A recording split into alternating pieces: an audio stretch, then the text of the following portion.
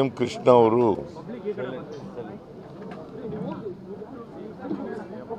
ನಮ್ಮನ್ನೆಲ್ಲ ಅಗಲಿದ್ದಾರೆ. ಅವರು ಒಬ್ಬ ದೂರದೃಷ್ಟಿ ಇದ್ದಂಥ ಮುತ್ಸದ್ದಿ ರಾಜಕಾರಣಿ.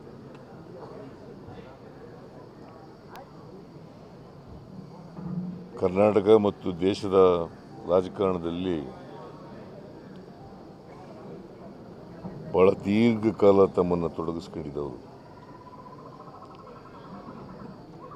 ಅವರು ಸುಮಾರು 6 ದಶಕಗಳಿಗೂ ಹೆಚ್ಚು ಕಾಲ ಸಾರ್ವಜನಿಕ ಜೀವನದಲ್ಲಿದ್ದರು. ಮತ್ತು ಸಮರ್ಥ ಆಡಳಿತಗಾರರಾಗಿ ಕೂಡ ಇದ್ದರು. ಕೆಲವೇ ರಾಜಕಾರಣಿಗಳಲ್ಲಿ ವಿಧಾನಸಭೆ, ವಿಧಾನ ಪರಿಷತ್ತು, ಲೋಕಸಭೆ, ರಾಜ್ಯಸಭೆ 4 ಕಡೆ ಸದಸ್ಯರಾಗಿದ್ದವರಲ್ಲಿ ಕೆಲವೇ ರಾಜಕಾರಣಿಗಳಲ್ಲಿ ಇವರು ಒಬ್ಬರು. ರಾಜ್ಯದ ಮುಖ್ಯಮಂತ್ರಿಯಾಗಿದ್ದರು ಮತ್ತು ವಿಧಾನಸಭೆಯ ಸ್ಪೀಕರ್ ಆಗಿದ್ದರು, ವಿಧಾನ ಪರಿಷತ್ತಿನ ಸದಸ್ಯರಾಗಿದ್ದರು, ವಿಧಾನಸಭೆಯ ಸದಸ್ಯರಾಗಿದ್ದರು, ಲೋಕಸಭೆ ಸದಸ್ಯರಾಗಿದ್ದರು, ರಾಜ್ಯಸಭೆ ಸದಸ್ಯರಾಗಿದ್ದರು. 5 ವರ್ಷಗಳ ಕಾಲ ಈ ರಾಜ್ಯದ ಮುಖ್ಯಮಂತ್ರಿಯಾಗಿ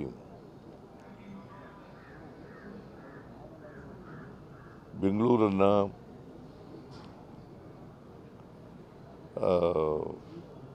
ಎಂಥದ್ದು ಸಿಂಗಾಪುರ್ ಮಾಡಬೇಕು ಅಂತಕ್ಕಂಥ ಕನಸನ್ನು ಕಂಡಿದ್ದಷ್ಟು.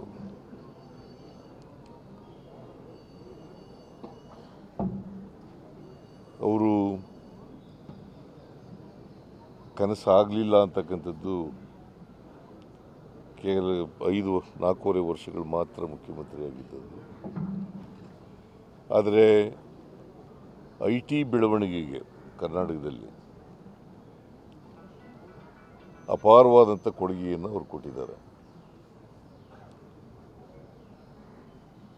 ಬೆಂಗಳೂರು ನಗರ ಇವತ್ತು ಅಂತಾರಾಷ್ಟ್ರೀಯ ಮಟ್ಟದಲ್ಲಿ ಹೆಸರನ್ನು ಮಾಡಿದರೆ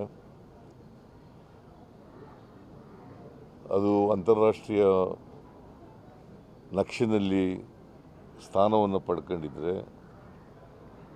ಎಂ ಕೃಷ್ಣ ಅವರ ಕೊಡುಗೆನೂ ಕೂಡ ಭಾಳ ಇದೆ ಅಂತಕ್ಕಂಥದ್ದನ್ನು ನಾವು ಮರೀಲಿಕ್ಕೆ ಸಾಧ್ಯ ಇಲ್ಲ. ಇವತ್ತು ಬೆಂಗಳೂರು ನಗರ ಸಿಲಿಕಾನ್ ವ್ಯಾಲಿ ಆಫ್ ಇಂಡಿಯಾ ಆಗಬೇಕಾದ್ರೆ ಎಂ ಕೃಷ್ಣ ಅವರ ಕೊಡುಗೆ ಅಪಾರವಾಗಿದೆ. ಅವರು ಮುಖ್ಯಮಂತ್ರಿಯಾಗಿದ್ದಂಥ ಸಂದರ್ಭದಲ್ಲಿ ಅನೇಕ ಸವಾಲುಗಳನ್ನು ಎದುರಿಸಬೇಕಾಗಿ ಬಂತು. ಒಂದು ಬರಗಾಲ ಇದ್ದದ್ದು ಅವ್ರ ಕಾಲದಲ್ಲಿ, ಎರಡನೇದು ಡಾಕ್ಟರ್ ರಾಜ್ಕುಮಾರ್ ಅವರನ್ನು ವೀರಪ್ಪನ್ ಕಾಡುಗಳ್ಳ ಅವ್ರನ್ನ ಅಪಹರಿಸಿಬಿಟ್ಟಿದ್ರು. ಆಮೇಲೆ ಕಾವೇರಿ ವಿವಾದ, ಇವೆಲ್ಲದರಲ್ಲೂ ಕೂಡ ಭಾಳ ಜಾಣ್ಮೆಯಿಂದ ವ್ಯವಹರಿಸಿದ್ರು. ಮತ್ತು ರಾಜ್ಯಪಾಲರಾಗೂ ಕೂಡ ಕೆಲಸ ಮಾಡಿದರು, ಮಹಾರಾಷ್ಟ್ರದ ರಾಜ್ಯಪಾಲರಾಗಿ ಕೆಲಸ ಮಾಡಿದರು. ನಾನು ಅವರು ರಾಜ್ಯಪಾಲರಾಗಿದ್ದ ಸಂದರ್ಭದಲ್ಲಿ ಕಾಂಗ್ರೆಸ್ಸನ್ನು ಸೇರೋದಕ್ಕಿಂತ ಮುಂಚಿತವಾಗಿ ನಾನು ಮುಂಬೈಗೆ ಹೋಗಿದ್ದೆ. ನಾನು, ಮಾದೇವಪ್ಪ, ಇಬ್ರಾಹಿಮು ನಾವೆಲ್ಲರೂ ಕೂಡ ಮುಂಬೈಗೆ ಹೋಗಿದ್ದು. ನಾವು ಅವ್ರಿಗೆ ತಿಳಿಸೋಕ್ಕೋಸ್ಕರ ಹೋಗಿದ್ದೆ, ನಾನು ಕಾಂಗ್ರೆಸ್ ಸೇರ್ಕೊತೀನಿ ಅಂತೇಳಿ ತಿಳಿಸ್ಲಿಕ್ಕೆ. ಅವರು ಆ ಸಂದರ್ಭದಲ್ಲಿ ಒಂದು ಮಾತನ್ನು ಹೇಳಿದರು, ನೀವು ಕಾಂಗ್ರೆಸ್ ಸೇರ್ತಾ ಇರ್ತಕ್ಕಂಥದ್ದು it is N historical necessity ಅಂತ ಹೇಳಿದ್ರು. ಅಲ್ಲೇ ರಾಜಭವನದಲ್ಲಿ ಊಟ ಮಾಡಿ ಭಾಳ ಹೊತ್ತು ಇದ್ದು ಅವ್ರ ಜೊತೆಯಲ್ಲಿ ಬಂದಿದ್ದು. ಒಂದು ರೀತಿ ಸೌಮ್ಯ ಸ್ವಭಾವದ ಸಜ್ಜನ ರಾಜಕಾರಣಿ. ಯಾವತ್ತೂ ಕೂಡ ಶೇಡನ್ ರಾಜಕಾರಣ ಮಾಡಿರಲಿಲ್ಲ, ದ್ವೇಷದ ರಾಜಕಾರಣ ಮಾಡಿರಲಿಲ್ಲ. ಸೊ ಭಾಳ ದೀರ್ಘಕಾಲ ಕರ್ನಾಟಕದ ಜನರ, ದೇಶದ ಜನರ ಸೇವೆಯನ್ನು ಮಾಡಿದ್ದಾರೆ. ಅದರಿಂದ ಕರ್ನಾಟಕದ ರಾಜಕಾರಣ ಒಬ್ಬ ಒಳ್ಳೆ ವಾಗ್ಮಿಯನ್ನು, ಸಂಸತ್ಪಟುವನ್ನು ಕಳ್ಕೊಂಡಂತಾಗಿದೆ. ಅದರಿಂದ ರಾಜಕೀಯ ಕ್ಷೇತ್ರಕ್ಕೆ ಭಾಳ ನಷ್ಟ ಆಗಿದೆ ಅಂತಕ್ಕಂಥ ಮಾತುಗಳನ್ನು ಹೇಳಿ ಅವರ ಆತ್ಮಕ್ಕೆ ಚಿರಶಾಂತಿ ದೊರಕಲಿ ಅಂಥೇಳಿ ಆಶಿಸ್ತೇನೆ. ಮತ್ತು ಅವರ ಕುಟುಂಬ ವರ್ಗದವರಿಗೆ, ಅವರ ಅಭಿಮಾನಿಗಳಿಗೆ ಅವರ ಸಾವಿನ ದುಃಖವನ್ನು ಭರಿಸ್ತಕ್ಕಂಥ ಶಕ್ತಿ ಕೊಡಲಿ ಅಂತೇಳಿ ದೇವರಲ್ಲಿ ಪ್ರಾರ್ಥನೆಯನ್ನು ಮಾಡ್ತೀನಿ.